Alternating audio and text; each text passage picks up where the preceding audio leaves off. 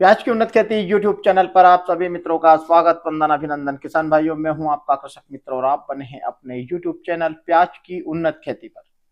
अलवर में इतनी बेतहाशा बारिश हो रही है। अलवर में अभी भी मात्र 10 से 20%। अलवर का मतलब कहने का है कि राजस्थान के एरियो में इतनी बारिश हुई है, इतनी बारिश हुई है कि पूरे एरिया में अभी भी खेत बिल्कुल चपचपा रहे हैं। बहुत सारे क्षेत्रों में अभी तक प्याज की बोनी नहीं हुई है, यानी कि 70% क्षेत्र में अभी प्याज की बोनी स्टार्ट नहीं हुई है।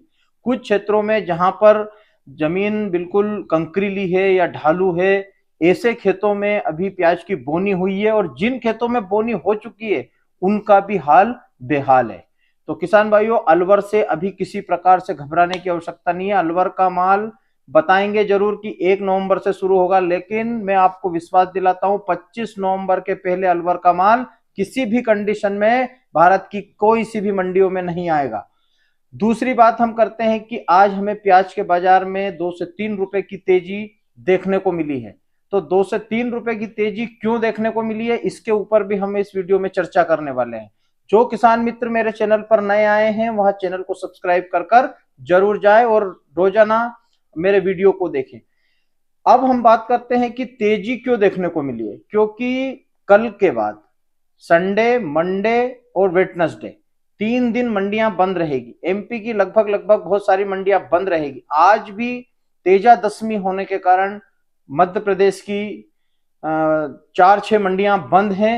इस कारण से आज मंडियों में अच्छी तेजी हम लोगों को देखने को मिली है 3 से 4 रुपए की, और यह तेजी 45 रुपए तक जाकर टिकेगी। आज 43 रुपए का बाजार रहा। कल भी बाजार में अच्छी तेजी हम लोगों को देखने को मिलने वाली है, लेकिन आवकों का विशेष ध्यान रखना है। मध्य प्रदेश का किसान अब प्याज बेचने में बहुत समझदार हो चुका है।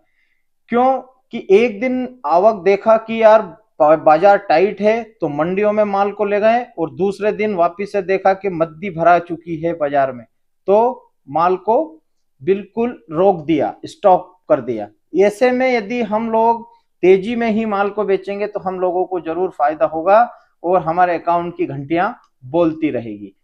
अब किसान भाइयों, हम बात करते हैं कि आने वाले समय में, यानी कि ये हफ्ता अगले हफ्ते में क्या होने वाला है। तो 45 रुपए का बाजार एक बार कर दिया जाएगा, फिर वहां से 2-4 रुपए बाजार ऊपर नीचे चलता रहेगा। ऐसे ही 15 दिनों तक यह बाजार चलता रहेगा। नाफेड के माल, एनसीसीएफ के माल से किसी प्रकार से कोई घबराने की आवश्यकता हम लोगों को, किसान मित्रों को नहीं है, किसान भाइयों को नहीं है। व्यापारी भाइयों को भी नाफेड के माल से घबराने की आवश्यकता नहीं है। अब हमें सिर्फ ध्यान रखना है कि साउथ का माल आ रहा है मंडियों में, लेकिन वह भी दागी है और उसकी क्वालिटी बहुत खराब है। यदि लंबी लोडिंग में साउथ के व्यापारियों ने या किसानों ने लंबी लोडिंग के लिए माल को भेजा है तो उनकी गाड़ियों के नीचे से पानी लग रहा है, पानी चू रहा है। इसलिए किसान भाइयों, साउथ का माल अभी ड्राई नहीं है। ड्राई माल आने वाला है 8 दिन 4 दिन के बाद। तो 8 दिन के बाद माल आएगा। तो यहाँ पर एमपी में भी जो अभी 20% माल बचा हुआ है, कोई बोल रहे 30% है, कोई बोल रहे गोडाउन ही नहीं खोले।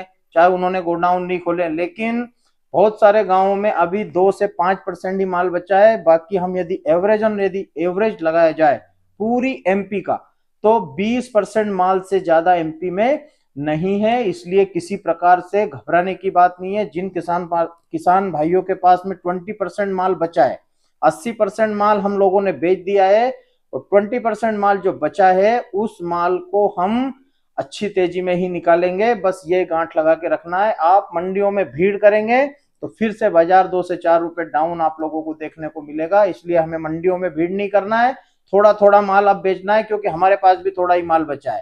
थोड़े माल में ज्यादा पैसा कमाना है। इसीलिए बने रहे मेरे साथ प्याज की उन्नत खेती यूट्यूब चैनल पर। जय बलराम, जय किसान, जय जवान।